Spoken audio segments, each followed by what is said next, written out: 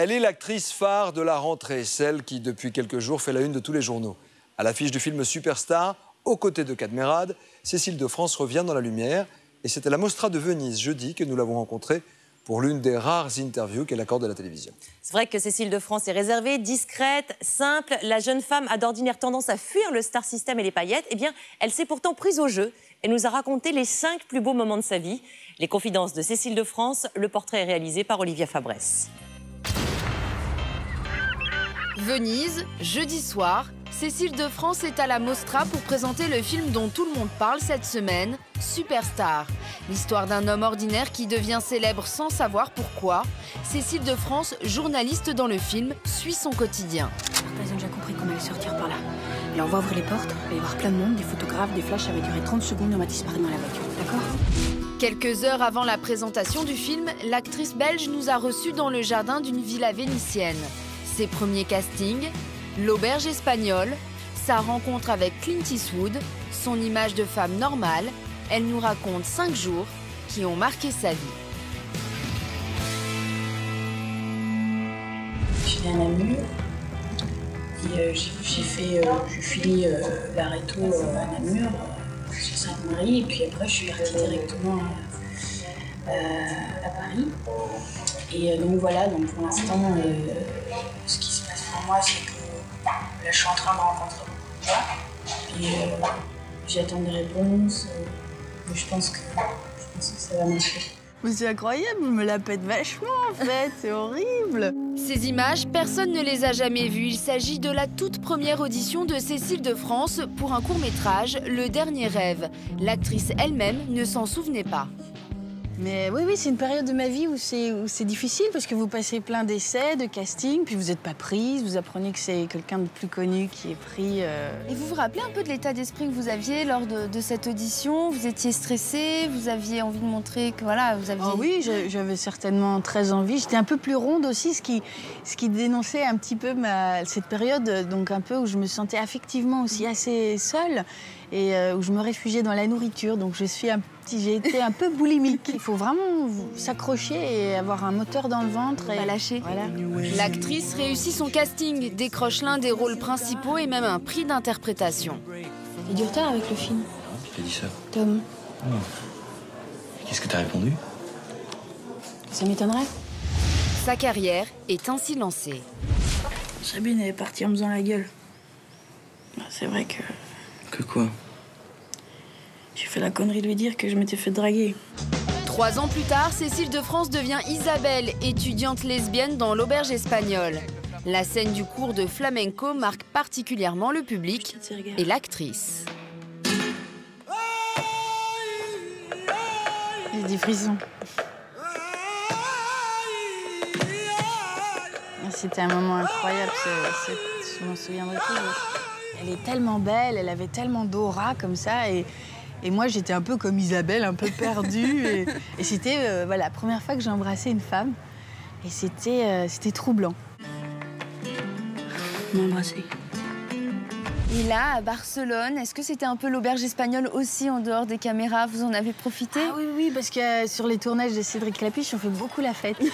Et ça, c'est cool. Et ouais, il y a vraiment une super ambiance sur ces tournages. Et c'est quelqu'un que j'aime beaucoup, beaucoup, beaucoup.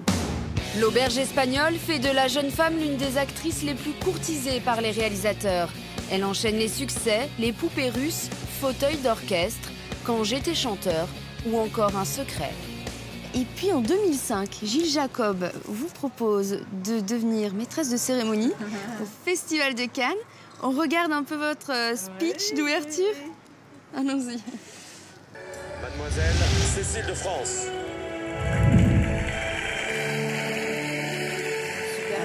Alors là, c'est le trac, mais monumental. Les fourmis dans les bras, sensation douloureuse. À Namur, en Belgique, la toute petite ville où j'ai grandi, je me souviendrai toute ma vie du jour où mes yeux d'enfant découverts émerveillés sur l'écran du cinéma à l'Eldorado, rue de l'Ange, Pelé le Conquérant. Loin des discours un peu froids généralement prononcés lors de ces occasions, Cécile de France ouvre son cœur et livre son histoire avec le cinéma. Et quand la prise commence, la vraie magie opère. Parce que c'est pas tout ça. Mais il y a quelque part, Rue de l'Ange, une petite fille à faire rêver. Ah, mais je suis toute émue. Ah oui. Ouais, parce que c'est sincère ce que je dis. Et je suis hyper touchée surtout de voir le regard bienveillant des gens qui m'écoutent. Et en fait, il y a beaucoup d'amour, je trouve. Ça me touche, ouais. L'actrice est appréciée pour son naturel, sa simplicité. Anti-star, on connaît très peu de choses sur sa vie privée. Vous avez une vie à la campagne avec vos enfants? Il n'y a rien d'éclatant, ni d'extraordinaire, de fantasmagorique dans ma vie. Donc, on peut pas... J'ai pas une... Oui, j'ai une vie comme tout le monde. J'ai pas envie de cultiver une image... je sais pas, le glamour ou éloigné. Mais je me force pas, quoi. Ça se fait comme ça. Et puis... Une vie toute simple, pourtant il y a 2 ans, elle a côtoyé l'une des plus grandes stars du cinéma. Sur ces images, l'actrice est en plein tournage du film Au-delà de Clint Eastwood. Il lui offre ainsi son premier rôle à Hollywood. C'est physique, hein? Ah oui, et puis tout le Tsunami était tourné en une journée. Et bon, alors j'avais préparé avec des cascadeurs, etc. C'était assez flippant. Parce que voilà, c'est en anglais, c'est des gens que vous connaissez pas. Mais voilà, il y avait Clint qui était là, qui est tellement un homme incroyable et qui m'a fait tellement confiance. Comment ça s'est passé entre vous? Quel rapport vous aviez pendant le tournage? Beaucoup de tendresse.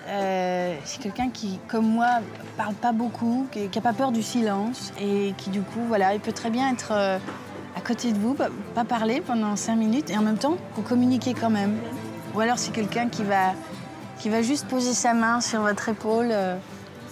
Il va transmettre toute une émotion. Oui, voilà, et c'est un diffuseur d'amour.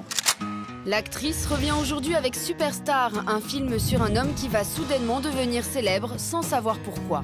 Mais on s'en fout qu'ils sont maquillés. Quand on arrive, on va directement sur le plateau, sinon on n'y arrivera pas. Il va y avoir un accident. Je te rappelle. Martin, si vous voulez pas y aller, il est encore temps. Et cet homme, ce personnage qui refuse cette célébrité, a une honnêteté et a quelque chose de très pur dans un monde assez cynique. C'est un film coup de poing, c'est du cinéma direct, énergique, avec un rythme assez particulier et comme un thriller un peu. Dans les prochains mois, l'actrice sera très présente sur nos écrans. Bientôt un film avec Jean Dujardin et dans quelques jours, le début du tournage de la suite de L'Auberge espagnole et des Poupées russes avec Cédric Klapisch.